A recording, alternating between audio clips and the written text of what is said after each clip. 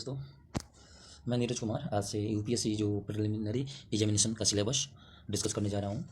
और हम लोग तीन चीज़ के बारे में ज़्यादा अध्ययन करेंगे। एक तो सिलेबस, और दूसरा जो प्रीवियस ईयर क्वेश्चंस, और तीसरा एनसीईआरटी। ये बहुत ज़रूरी है बेसिक कवर करने के लिए, और सिलेबस तो याद होना बहुत ज़रूरी है।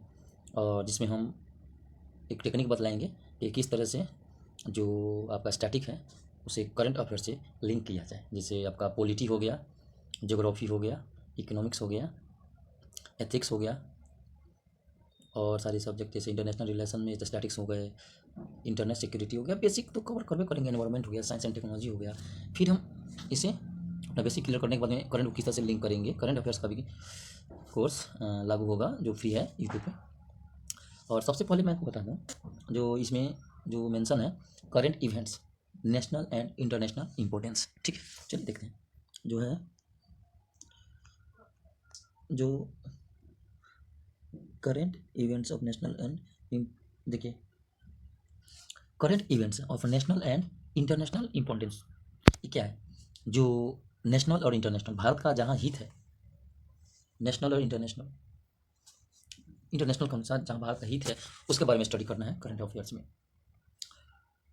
और दूसरा में है हिस्ट्री ऑफ इंडिया। क्या है? History of India and Indian national movement, ये जो कीवर्ड है। और थर्ड में है Indian and world geography. Indian and world geography में पढ़ना है physical, social, economic geography of India and world.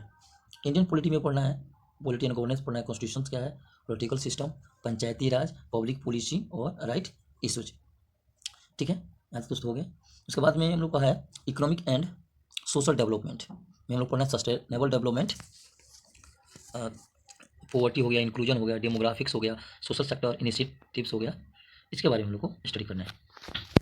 देखिए, इकोनॉमिक एंड सोशल डेवलपमेंट में हम लोग पढ़ना क्या है, सस्टेनेबल डेवलपमेंट क्या है, पॉवर्टी के बारे में पढ़ना, इंक्लूजन है, डेमोग्राफिक्स है, इशूज है, सॉरी, सोशल सेक्टर इनिशिएटिव्स है। जनरल साइंस में एनवायरमेंटल इकोलॉजी पढ़ना है, बायोडाइवर्सिटी पढ़ना है, क्लाइमेट चेंज। इसमें से है ना सी सेट में से क्वेश्चन पूछता है। और they do not require subject specialisation.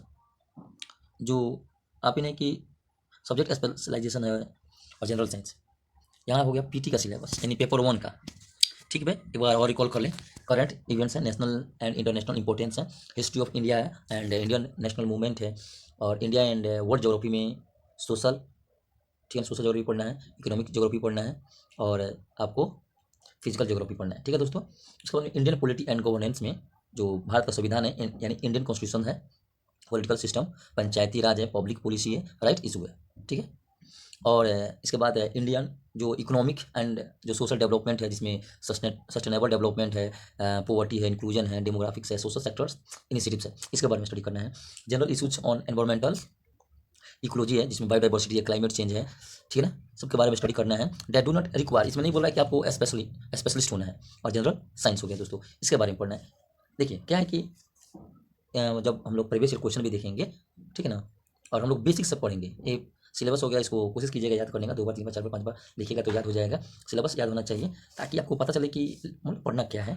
ठीक है, और प्रीवियस ईयर क्वेश्चन एनालिसिस करना चाहिए ताकि पता चलता है कि कहाँ से किस सेक्शन से क्वेश्चन आ रहा है, किस सेक्शन से क्वेश्चन नहीं आ रहा है। ठीक है, और इसके बाद में अब हम लोग बात करेंगे। देखिए दृष्टि का है, दृष्टि से लिए हैं अब सी सेट, जो सी सेट है सिविल सर्विस एप्टीट्यूड टेस्ट। जो सी सेट है, सी सेट वो क्या है, देखिए सिविल सर्विस एप्टीट्यूड टेस्ट है। ठीक है, इसमें हम लोग कॉम्प्रिहेंशन देखेंगे, इसमें इंटरपर्सनल स्किल्स है इंक्लूडिंग कम्युनिकेशन स्किल्स है। जब हम कॉम्प्रिहेंशन जब सॉल्व करेंगे तो उसमें कुछ रूल है, उसके बारे में हम लोग बात करेंगे, और मैं बताऊंगा कि कैसे कॉम्प्रिहेंशन सॉल्व करेंगे और कहाँ से क्वेश्चन कॉम्प्रिहेंशन पूछे जाते हैं। लेकिन क्या है कि अगर स्टडी करते हैं लोग कि जैसे जनरल स्टडी, तो हो जाता है वहाँ से क्वेश्चंस। सबसे ज़्यादा जो क्वेश्चन जो रहते हैं एनालिसिस बेस पे रहते हैं, इसमें वर्ड स्पेलिंग भी मालूम होना चाहिए, वोकैब को भी स्ट्रॉन्ग करना पड़ेगा ताकि क्वेश्चन टैकल करने में आसानी हो। ठीक है ना, ये साइनोनिम्स हो गया, एंटोनिम्स हो गया। उसके बाद इसमें logical reasoning and analytical ability, reasoning से क्वेश्चन रहेगा, और decision making and problem solving, क्योंकि जो ये सर्विस है इसमें डिसीजन देना भी है, डिसीजन लेना भी है, टेकिंग गिविंग दोनों है, और प्रॉब्लम सॉल्विंग, क्योंकि इससे पता चलता है, देखिए एक एक ये तो सी सेट हो गया और एथिक्स हो गया, इससे पेशेंस और पैशन पता चलता है एस्पिरेंट का, यानी कि जो कैंडिडेट हैं जो सिविल सर्विस का तैयारी करते हैं। तो डिसीजन मेकिंग हो गया, प्रॉब्लम सॉल्विंग हो गया, जब हम सी सेट सॉल्व करेंगे तो उससे रिलेटेड क्वेश्चन को सॉल्व करेंगे। उसके बाद है जनरल मेंटल एबिलिटी है, और उसके बाद में बेसिक न्यूरेसी है, numbers and there relation orders, जो मैग्नीट्यूड टीटीसी। बोला जाता है कि क्लास 10th लेवल पर है, लेकिन ऐसा बात नहीं है, 10th लेवल पर है, लेकिन क्वेश्चन का जो एरिया रहता है ट्रिकी भी रहता है, कॉन्सेप्ट बेस्ड रहता है, ठीक है। और देखिए जब हम क्वेश्चन सॉल्व करेंगे ना तो कुछ ट्रिक भी देंगे, कुछ ट्रिक भी दिया जाएगा, और बाकी लेकिन सबसे ज़्यादा जो है ना, जो क्वेश्चन का प्रैक्टिस कीजिएगा तो हो जाएगा। इसमें चार्ट्स हो गया, ग्राफ्स हो गया, टेबल्स हो गया, डाटा सफिशिएंसी हो गया, यहाँ से प्रश्न पूछे जाएंगे, जिसमें 33% है। जैसे मेरा है तो कंप्रेंशन ठीक है, मैथ डाउन है, लॉजिकल रीजनिंग ठीक है, फिर भी जो भी है कोशिश किया जाएगा सी सेट आप लोग का क्लियर हो, और पीटी का रिजल्ट आए। तो ये रहा पीटी का प्रीलिम्स। इसके बाद में हम लोग अब मेंस का बात करेंगे। देखिए एनालिसिस अभी एक रफ आइडिया दिया गया है, इससे याद कीजिएगा, ठीक है, और कमेंट में बताइएगा। दोस्तों पीटी सिलेबस को डिस्कस करने के बाद मैं जो जीएस मेंस का जो पेपर फर्स्ट है उसके बारे में हम लोग सिलेबस को डिस्कस करने जा रहे हैं, और जानेंगे कि किस सेक्शन से क्वेश्चंस आते हैं। देखिए इंडियन कल्चर, इसमें salient aspects of art forms से रहेगा, लिटरेचर से architecture, ancient to modern times का बात है। लेकिन अब ये सवाल आता है कि इंडियन कल्चर है, जो भारत की जो सांस्कृतिक है, जो एक विशेषता है, जो पहलू आर्ट फॉर्म्स है, लिटरेचर और आर्किटेक्चर है, ये 3 कीवर्ड्स हैं, art forms, literature and architecture, ancient to modern time. जब आप क्वेश्चन देखिएगा और एनालिसिस कीजिएगा तो पता चलेगा कि इसमें बहुत सारे टॉपिक क्या है इंक्लूड है, ये तो कीवर्ड्स हो गया, ठीक है। तो आप एनालिसिस कीजिएगा, मतलब देखिएगा ना तो पता चलेगा क्वेश्चन किस एरिया से कौन से टॉपिक से पूछ रहा है। ऐसे में तो हम लोग पूरा पढ़ेंगे एनसीईआरटी, और इसमें इंक्लूड करेंगे करंट अफेयर्स, ठीक है दोस्तों। इसके बाद से modern Indian history from about the middle of 18th century until present, यानी जो मॉडर्न इंडियन हिस्ट्री पढ़ना है हम लोग को, क्या है दोस्तों कि मॉडर्न इंडियन हिस्ट्री पढ़ना है। देखिए 18th सेंचुरी का बोल रहा है, यानी 18th सेंचुरी का मतलब क्या था, 17 1 18, यानी 17 और 18 के बीच का बात चल रहा है। यहाँ से मॉडर्न इंडिया स्टार्ट होता है, यानी 1750,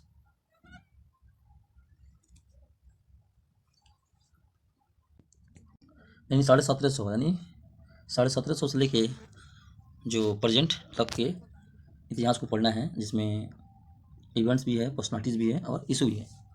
उसके बाद से द फ्रीडम स्ट्रगल, जिसमें बहुत सारे स्टेज हैं जो जिन्होंने इम्पोर्टेंट कंट्रीब्यूशन दिया है, क्या इंपॉर्टेंट कंट्रीब्यूशन रहा है from different parts of the country के लिए। उसके बाद में post independence consolidation and reorganisation within the country, ये क्वेश्चंस पूछे जाते हैं, लेकिन पढ़ लिया जाए तो बेस्ट रहेगा। उसके बाद में history of the world will include event, देखिए इसमें है events from 18th century such as, देखिए सबसे 18th सेंचुरी से पढ़ना है, यानी 18th सेंचुरी का मतलब होता है 17वीं से लेके 18वीं तक, जिसमें इंडस्ट्रियल रिवोल्यूशन है, वर्ल्ड वार्स है, विड्रॉल ऑफ नेशनल बाउंड्रीज है, कोलोनाइजेशन है, डीकोलोनाइजेशन है, जो पॉलिटिकल फिलोसफीज है लाइक कम्युनिज्म है, कैपिटलिज्म है, और सोशलिज्म है। It is their forms and effect on the society, जो क्या प्रभाव पड़ रहा है समाज पर। देखिए हिस्ट्री ऑफ द वर्ल्ड में सबसे हिस्ट्री ऑफ द वर्ल्ड में जो बात कब का है, 18th सेंचुरी से, यानी 17 से लेकर 18 की बात है, जिसमें इंडस्ट्रियल रिवोल्यूशंस क्या है, वर्ल्ड वार्स है, विड्रॉल्स ऑफ नेशनल बाउंड्रीज है, कोलोनाइजेशन है, डीकोलोनाइजेशन है, पॉलिटिकल फिलोसफी लाइक कम्युनिज्म है, ठीक है, कैपिटलिज्म है, सोशलिज्म इटीसी, और क्या इफेक्ट पड़ता है समाज पर, उसके बारे में स्टडी करना है। फिर है salient features of Indian society और डाइवर्सिटी ऑफ इंडिया, क्या है salient features of Indian society and diversity of India, यानी भारत के समाज की क्या विशेषता है, और भारत में जो डाइवर्सिटी है ये आता है सोशोलॉजी में, जो करंट से रिलेटेड रहता है। डाइवर्सिटी का मतलब हो गया कि भारत में जो लोग रह रहे हैं ना, वो अलग अलग भाषा बोलते हैं, उनका अलग अलग रिलीजियन है, कास्ट है, ठीक है, कपड़ा अलग अलग पहनते हैं, उनके बारे में पढ़ना है।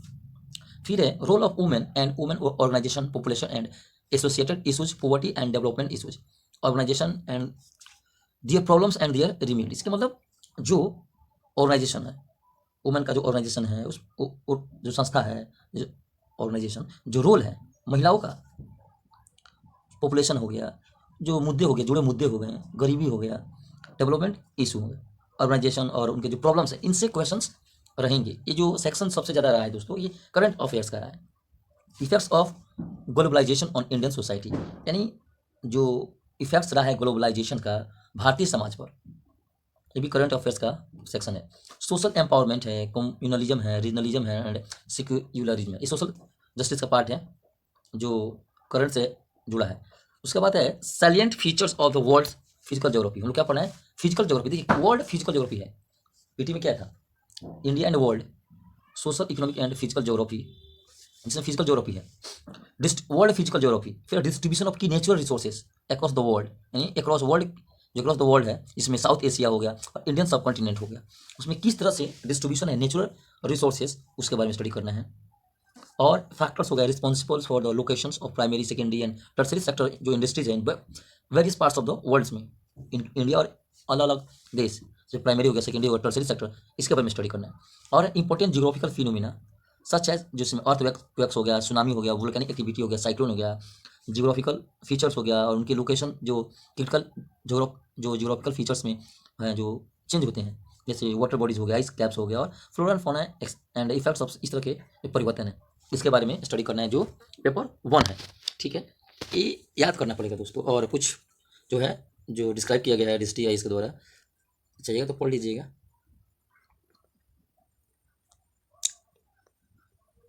वीडियो रोक और इसे पढ़ सकते हैं। एंशिएंट हिस्ट्री के बारे में है, ये जो चैप्टर का मतलब एक क्लासीफाई किया गया है।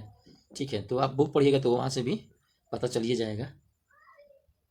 ठीक है, देखिए सबसे पहले हम लोग ये जानना है कि क्या पढ़ना है, क्या छोड़ना है। पढ़ना तो सब है, छोड़ना उसमें से क्या है।